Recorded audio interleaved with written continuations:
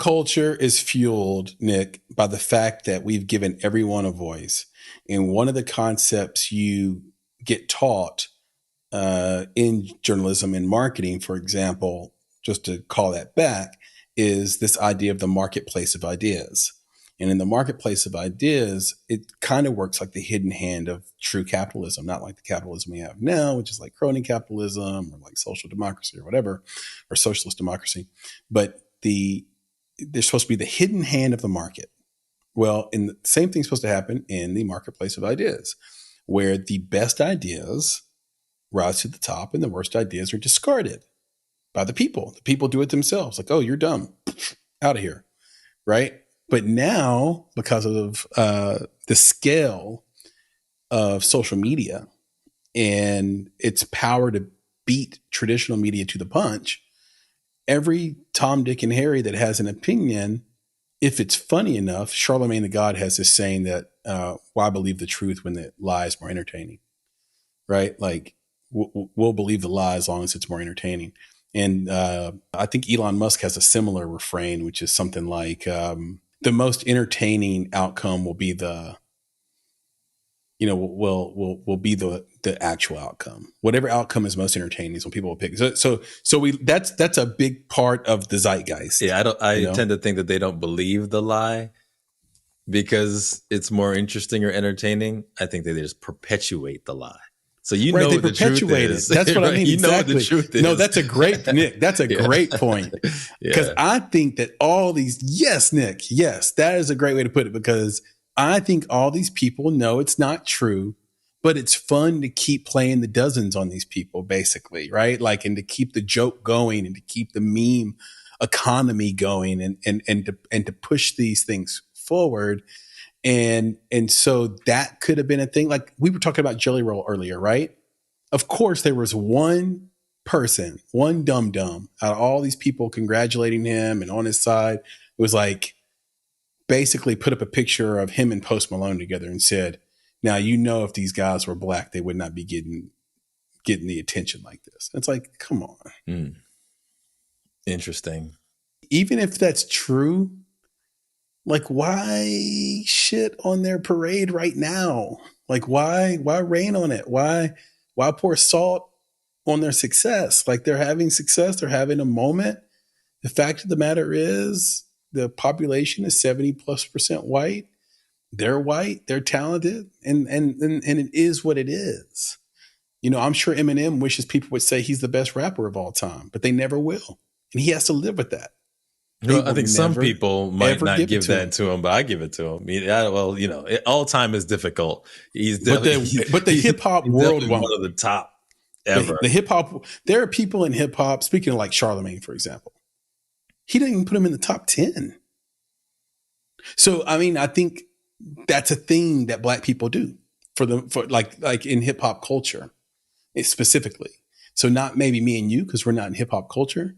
But in hip hop culture, Eminem has to fight for a mention. And those few guys that are honest about it, we'll bring them up. I think Joe Budden's been honest about it, for example. Well, I've seen him win the best rapper. I've seen him win those things where they do the poll or where they do the tournament style, the cipher. When they do the tournament style voting, where it's like you vote, for these two and who's the best, and then these two, then who's the best, and those two go against each other. I've seen Eminem has won that. I think it ended up getting down to him and Jay-Z, and then he won it. It's always down to him and Jay-Z, right?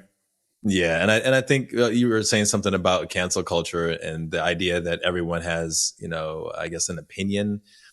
For me, the cancel culture comes drives into the picture, or what really for me what drives it is that you're not allowed to hurt anybody's feelings. Like that's right, because everybody can clap back at you. Everybody can talk back to you, and they can find their community, Nick.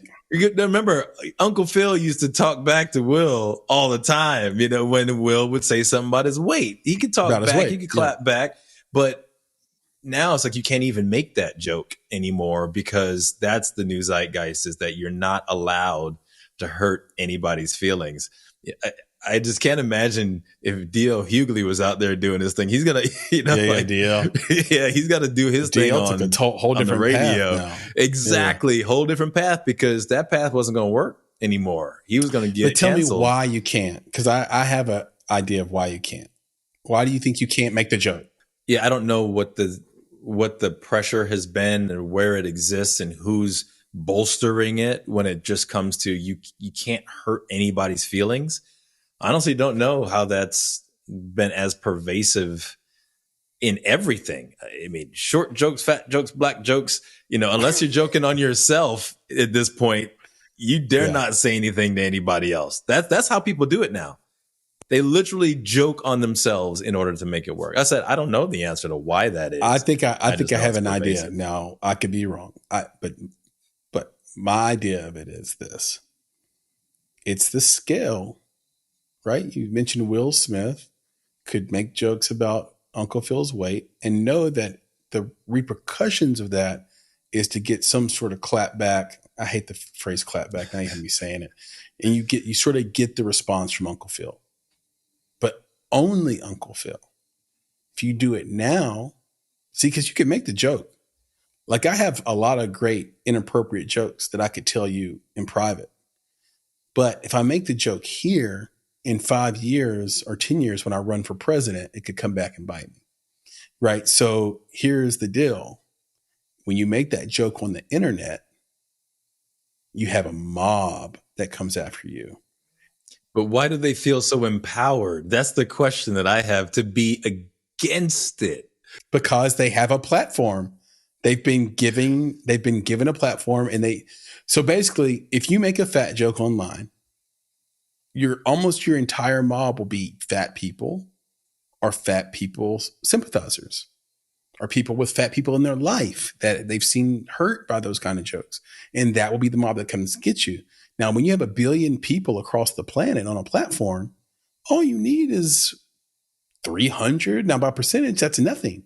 But 300 people coming at you all day on social media, there's always going to be 15 to 30 of those people who are super, super entrepreneurial. Always. So that's the person who doxes you. That's the person who finds your personal address. That's the guy who finds out where you work. That's the woman who calls the place and says, I want this person fired right away. That's the person who calls your family. That's the person who stalks your kids. That's the person. There's 30 people in that group that take it too far. Then you never make that joke again. Yeah, that's what that happens to you one time. But there was a movie, one of those Silent Bob and Jay movies, where they literally hunted down people who talk shit to them online, and they went to each one of their houses, knocked on the door, read it, and said, "Did you say da da da da?" And then they beat their ass right there on their front porch, and they just went to each house. If only, and it's just kind of just like the reverse of what I described, right? Like if somebody actually showed up to your house for the bullshit you say online and beat your ass on your porch, you'd probably stop doing that. But we can't do. That's how it used to work. It didn't work that way anymore. You can't go to that many houses. You can't beat that many asses. You feel me? Like that's the can't beat that many asses. You can't beat that many asses.